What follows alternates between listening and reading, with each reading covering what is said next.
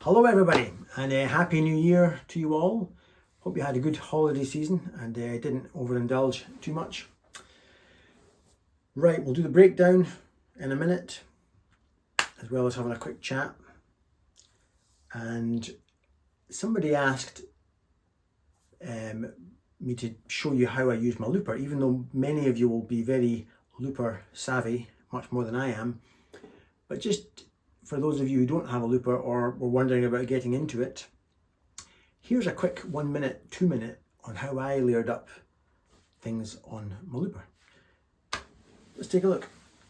Right, so presumably you've already got your chord sequence rehearsed and you know roughly what kind of groove and tempo that you want. So here we are on a blank loop. This JTC Drum Loop Pro has the benefit of having a little click track, or you can get various drums, but I'll start with the click. I'm going to go into the tempo. I already know I want tempo 110. So down to 110. That's the tempo set. With a blank track, the minute I push this, it will record whatever I'm about to do on my guitar. As you can see, I am holding my guitar, right? That's me holding my guitar. I'm about to play some live bass stuff now, right? Here we go.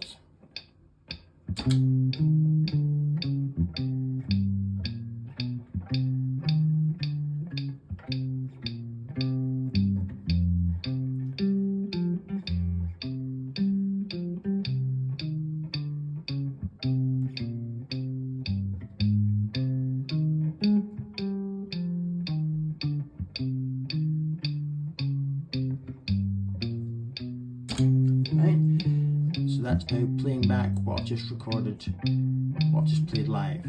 I know the click is annoying, we'll take the click off in a minute, but just before I do, when this loops around and does my turnaround, I'll now play some chords just to layer on top of that. Again, when I push this button with my big toe, it'll go red, showing I'm recording. Here I go playing live with my rhythm.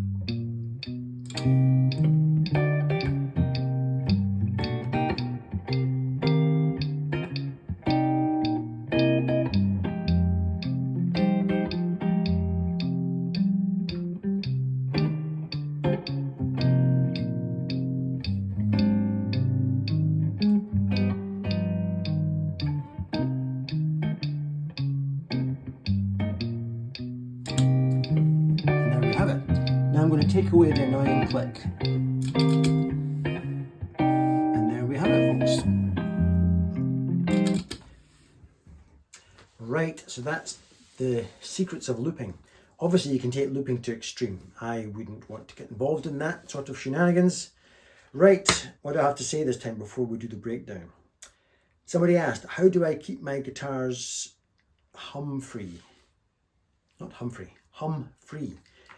I don't, but I don't play very loud. As you know, I'm just bedroom kind of volume. I can talk over it easily. I rarely have anybody come up the stairs saying, like Ross Geller did on Friends.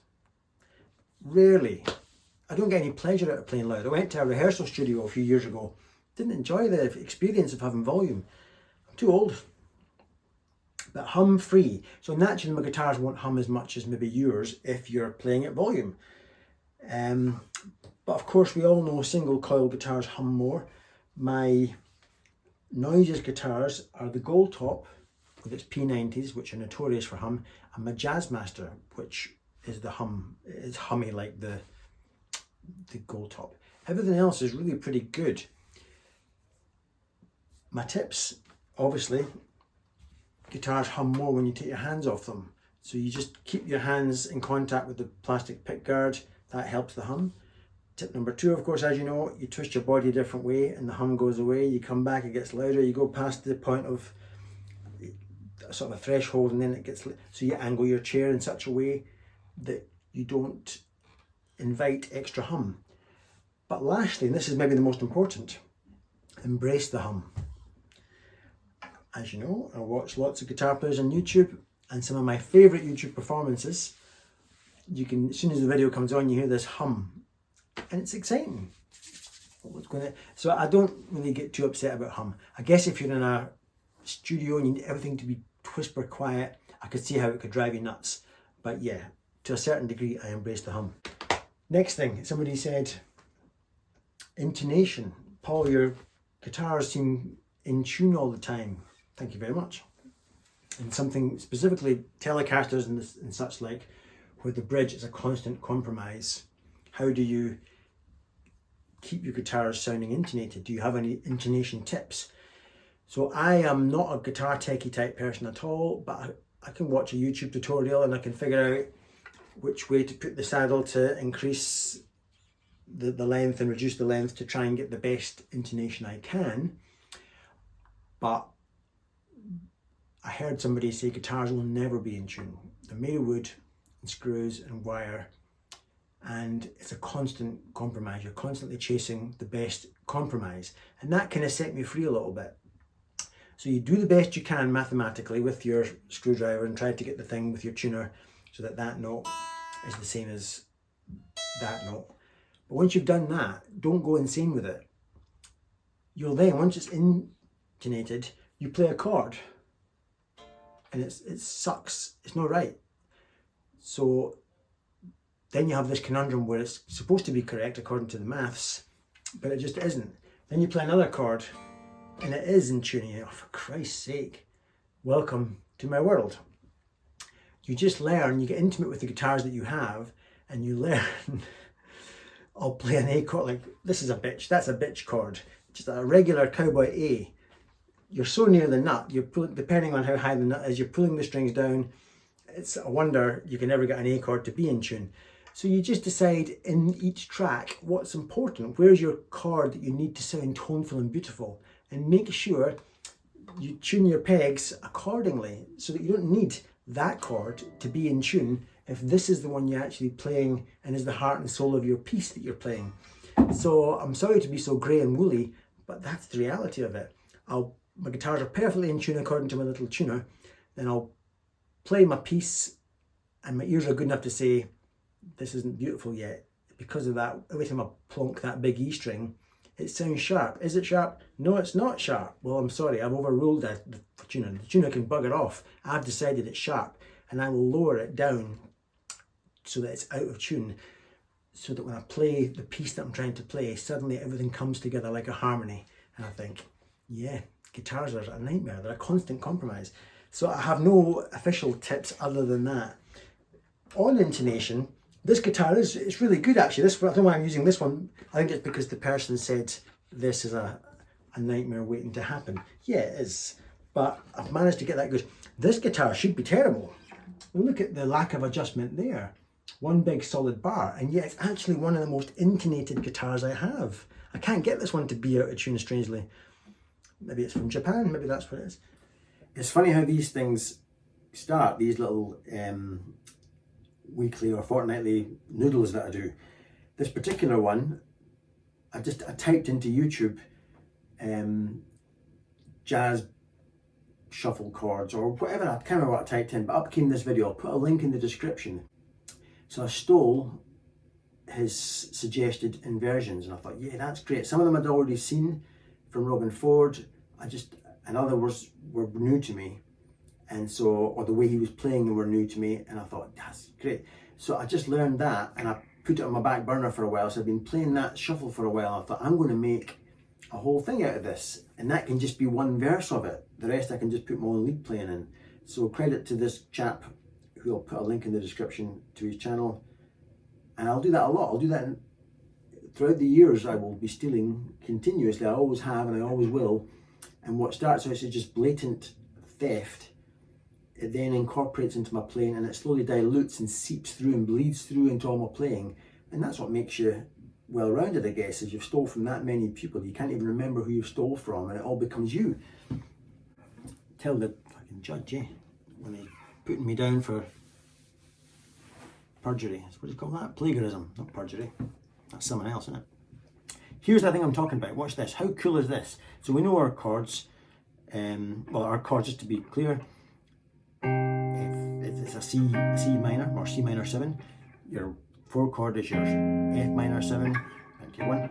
And then your 5 turnaround thing, rather than going straight to the 5, of course, extremely common thing in minor blues, they'll put in the one above the 5, which in this case is the A flat 7 down to the 5, which is the G7, etc. You'll hear me putting little colours in, like a 2 note and a 6 note. Just what you do, eh? When you play bluesy jazz. So here's what the guy did. Watch this. Now all that is that.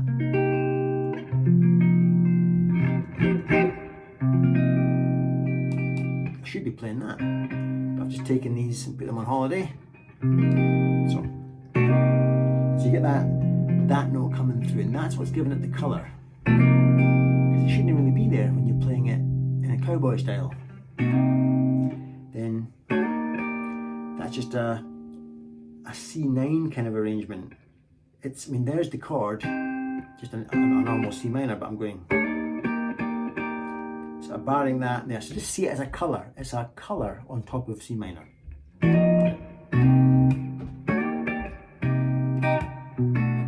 And listen to this.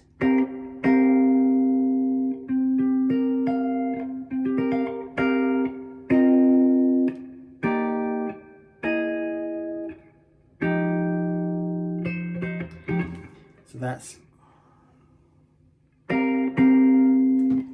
see where my fingers are? 10th on the D, 12th on the G, 11 on the B, and 13 on the E. Again, it's all colours on top of C minor. Then this, I don't know what that is, C9. A colour, it's hard to explain all this, I don't really know, but I've seen that done so many times that I don't really need to know what it is. It's just like a little, almost like a 9 shape with this on top. It's, I mean, is it this? No, I don't think it is, because it looks like it is that, but it's not that. It's just, it's probably more like the C minor 6, but dragged up with a cherry. So I'm not explaining it right, but I know it's not just as simple as that. Anyway, so you've got, there's your C9, a little tension raiser. That's all it's doing, it's raising tension. There's your 4 chord, which is F minor 7, but that really is, I think it's a minor 9, I think. F minor 9, maybe, I'm not sure. For example, there's your F minor. And I'm just taking these fingers and chucking them on that side, so I have to completely reshape. But this one, I mean, this should really be there, but it's down there instead to add some colour. And this note, which would normally be there, is now been taken down to there. A shape I'm very familiar with. I think it's called a minor 9. I see minor. And I flatten it out to catch that sometimes to give some colour. And then listen to this. Oops.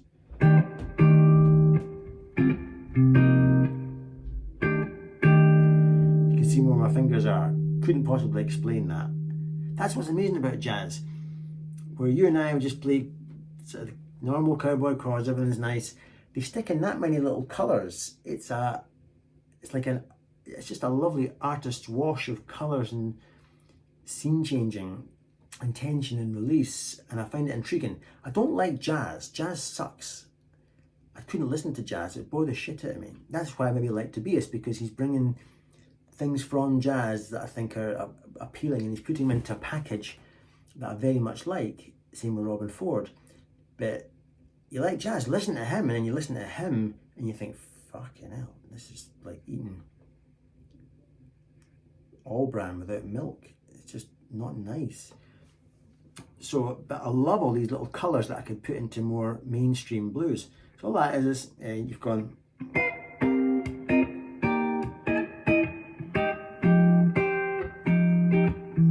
then I'm just 6 on the A, 7th on the D and G, and 8th on the B. And that is just that chord up a tone.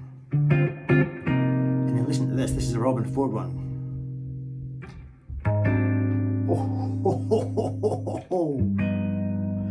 That is just, we're playing, remember, that's what we're in our, that's what's in our heads. But this, so it's almost that, but that note there would be the 5 note in that chord. But the jazzers have got the cheek to drag it and flatten it, so it becomes like what would normally be an A flat 7 is now a kind of A flat 7 flat 5, because there's the normal A flat 7, and this, when you push it down there, is flattening the 5. Is that right? And it's just wrong. In fact, like Greg Koch says, it's where everything, it's the intersection between where everything that is wrong meets everything that is right. Or he says it the other way, it's where everything is right that meets everything that's wrong, in that Greg Koch way.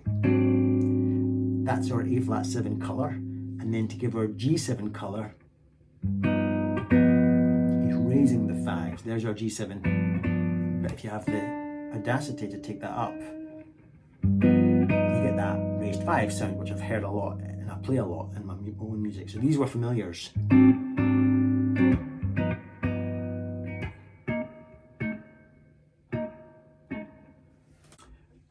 Right, other things I was doing, I do a lot of playful stuff like this.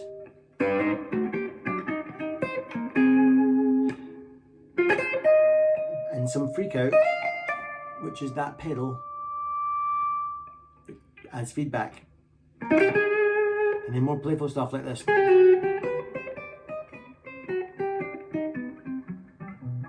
I'm just kind of imagining, I'm kind of constantly doing this. Just taking the chord up and down, but and then doing the same with the next verse, things like gypsy jazz kind of,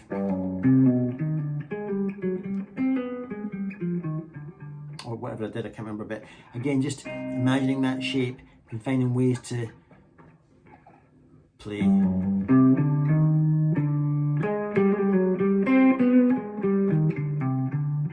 Things like that, and just breaking away from the natural running into pentatonic blues and doing something a bit more interesting. Then I did some stuff like more complex stuff. Here's some complex stuff. I'm not a fast player. I wish I was. It's a disability. I can't play fast, but I'll find ways to trick the system. And in my pursuit of playing fast, I stumbled upon Eric Johnson videos, and is it Troy Grady or something, who explains why it is Eric Johnson is so fast, which is who knows why Eric is so fast, but Troy tries to explain, and he shows great things about the pick. Now here's our pentatonic that we love. But if my natural course of action is to start with a downstroke, I discovered if I start with an upstroke and then religiously go back and forward between up and down, like I was a machine, using my right hand, I can play that fluently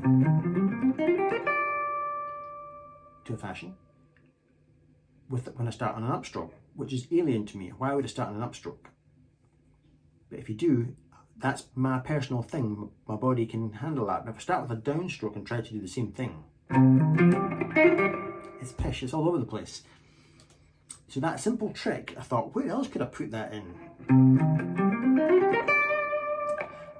I could run up other pentatonic box positions. Whoa, there you go. Can't do it anymore. There you go. All only possible because I started with an upstroke on my right hand.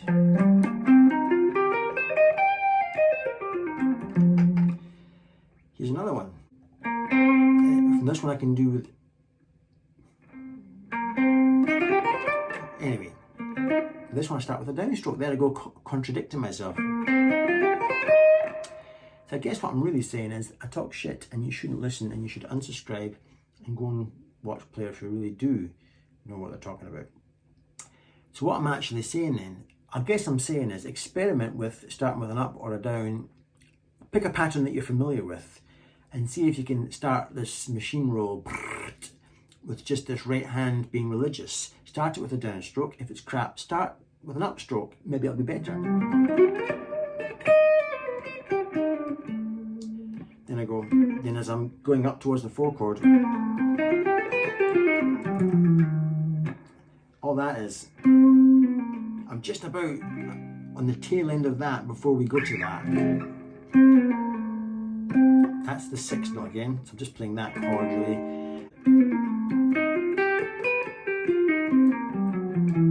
To take me down to the 4 chord, just in case you wanted to know what that is. And here I go with my fast lick.